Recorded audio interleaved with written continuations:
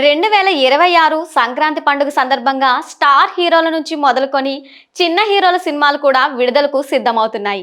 ఈ నేపథ్యంలోనే మెగాస్టార్ చిరంజీవి నటించిన మనశంకర్ వరప్రసాద్ సినిమా కూడా సంక్రాంతి పండుగ సందర్భంగా ప్రేక్షకుల ముందు రావడానికి సిద్ధమవుతుంది. ఈ సినిమా జనవరి 12వ తేదీన విడుదలకు సిద్ధంగా ఉన్న నేపథ్యంలో ప్రమోషన్లు వేగవంతంగా చేశారు. ఇప్పటికే ఈ సినిమా నుంచి వరుసగా 3 పాటలు విడుదల చేసిన సంగతి తెలిసిందే. అయితే ఈ సినిమా ట్రైలర్ కోసం అభిమానులు ఎంతగానో ఎదురు చూస్తున్నారు. మరి ఈ ట్రైలర్ లాంచ్ కార్యక్రమాన్ని జనవరి 4వ తేదీన రాజమండ్రి లేదా తిరుపతిలో నిర్వహించబోతున్నట్లు సోషల్ మీడియాలో వార్తలైతే వినబడుతున్నాయి. త్వరలోనే ఇదే విషయానికి సంబంధించిన చిత్ర బృందం అధికారిక ప్రకటన వెల్లడించబోతున్నట్లు సమాచారం అయితే తెలుస్తోంది.